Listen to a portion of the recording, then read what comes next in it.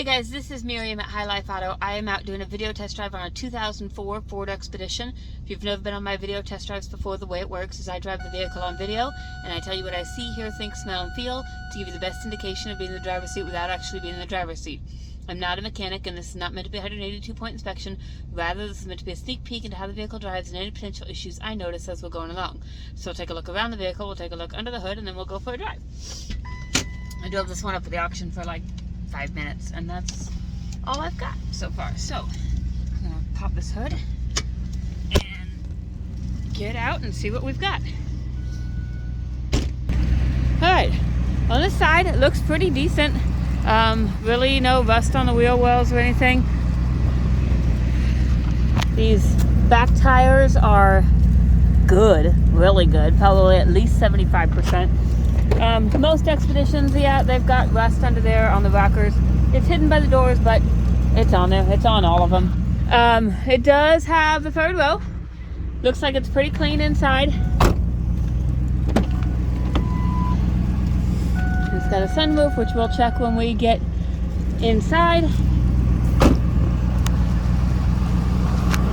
And this tire, same as the back. So you've got four, I assume four, I'll check on the other side, but four probably nearly new tires on it.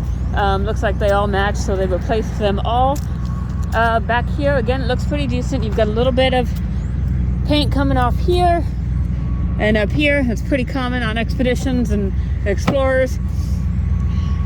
This is the back seat, and then this does have the power seats. So that goes down and it will fold flat. So you can essentially fold all your seats flat and then pretty much have a truck. So I think it's meant so that you could fit, like 4x8 sheets of plywood in there. So you're pretty much a truck. Again, on this side looks pretty good. Those tires, those are new as well. So 4 new tires on there pretty much. Front end. It's a pretty good looking vehicle so far, especially for the Midwest. Here is your motor. It is the 5.4 Ford, and it says it has a remote start, and I've got the key fob on there. I tried the remote start and it didn't work. So sometimes this has a check engine light on it, and sometimes when you have a check engine light, the remote start won't activate, just as a safety precaution. So I'm not sure if that's the case. It does have a remote start set up anyways. So let's see, let's get in here. We have a check engine light and a low fuel light. I will get some fuel. We've got 206,000 miles.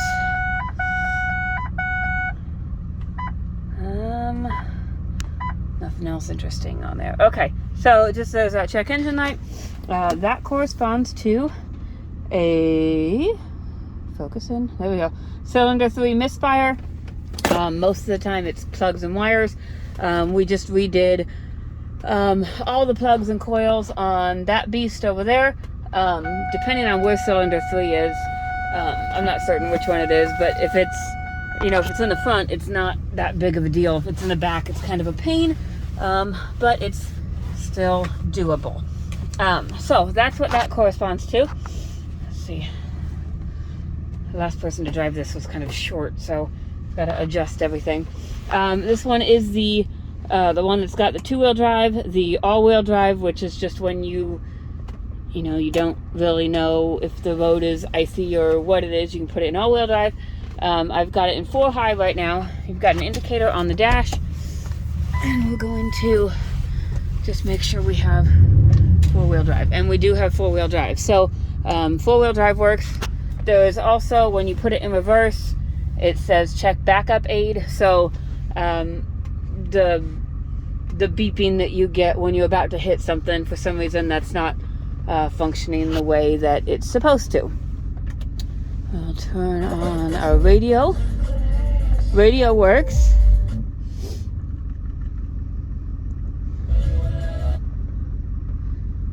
Okay. We're going to turn our heat on, maybe. Figure out how to do that. And we'll see if that heats up as the car heats up. And then we'll check our windows. Passenger side window works. Rear passenger side window works. Oops, wrong button. Rear driver's side window works. And I do not oh, there you go. Driver's side window works. So there's that. I was hoping we had heated seats in here, but we don't. This is just a basic one. Okay, so let's go for a drive and let's figure out what we've got. Oh yeah, we gotta check the sunroof. And the sunroof works. I knew I kept forgetting something. I was like, what am I forgetting? I'm supposed to do something before I leave. It's the sunroof. Okay. Off we go.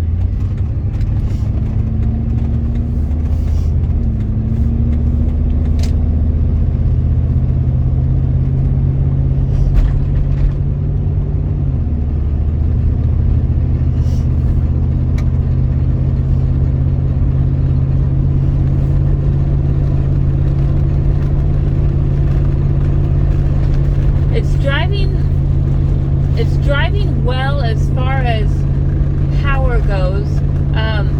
I think I remember, now that I'm driving it, the seller said something about a driveline vibration, and they said rusty frame. So I'll take a look at both of those things. But the driveline vibration, I can feel that.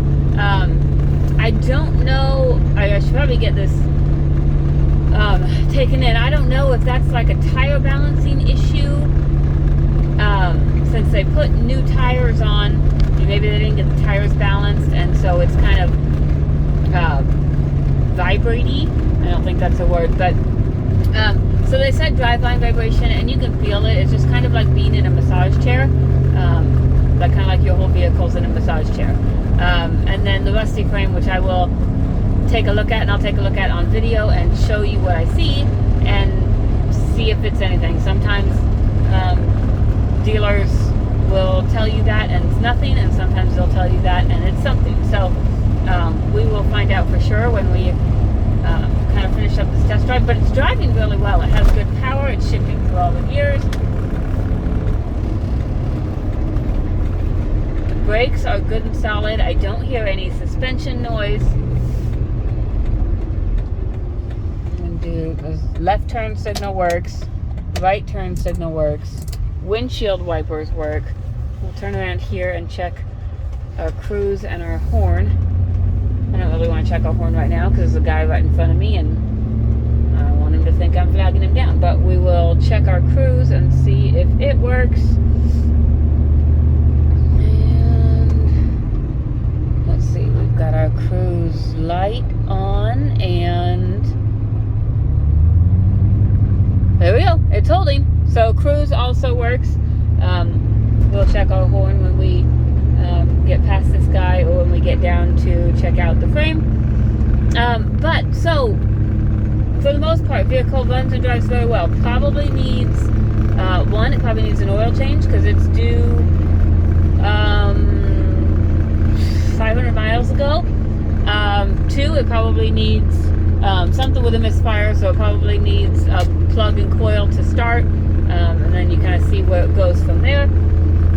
And then 3, it needs something with the vibration. So I don't know if it's tire balancing, and I've been trying to rotate vehicles that need tires in and out, so I've been trying to get that done. Pay attention to the description to see if that gets updated at all. Most of the time vibrations are fairly simple, so we will take a look at that, and yeah, pay attention to the description and just see if anything changes on that. Otherwise, this vehicle comes with a free massage. Alright, I'm going to do our horn real quick. Horn works, and then we'll pull into the shop and get down and see if we can find anything going on with the frame.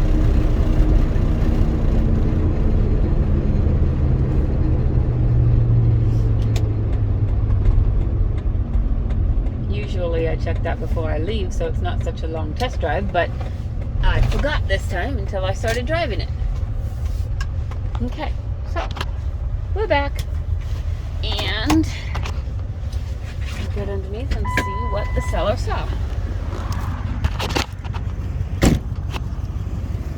Okay. Like with all of these, I tell people to check it out yourself, but I will get under here and do the best I can do, and show you if I see anything.